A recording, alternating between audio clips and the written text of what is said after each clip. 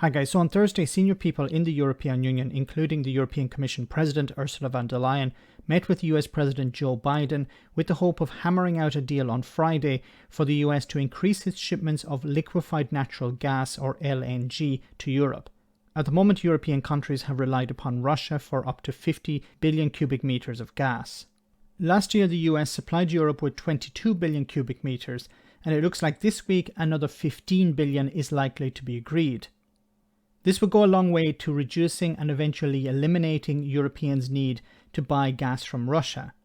Ursula von der Leyen spoke to the media before she met with the US administration. So, good afternoon. Today, Brussels is the center of the free world. The leaders of the European Union, the United States, the United Kingdom, but also Canada and Japan are convening here.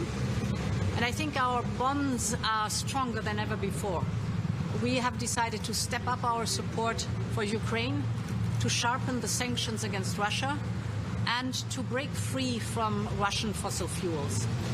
And therefore, tomorrow, together with President Biden, we will present a new chapter in our energy partnership.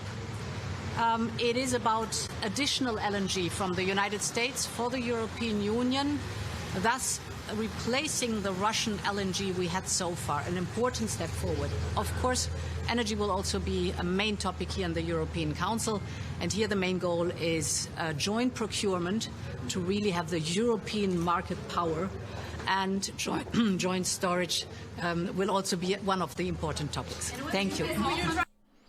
Okay, so there are a number of things there to say. So joint storage is very important.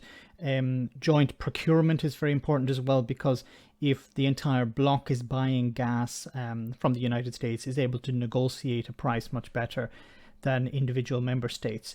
Now, about liquefied natural gas, there has been continuous trade between the EU and the US for years, but it really took off in mid-2018. You can see here, and I'll leave a link to this document in the description of the video. But you can see how it has really taken off over the last number of years and reached a peak there this year.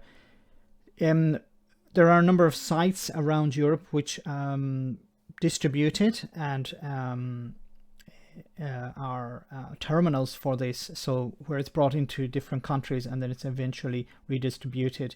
Countries like, for example, Finland, which rely heavily at the moment on Russian gas, it's important for them to make that changeover.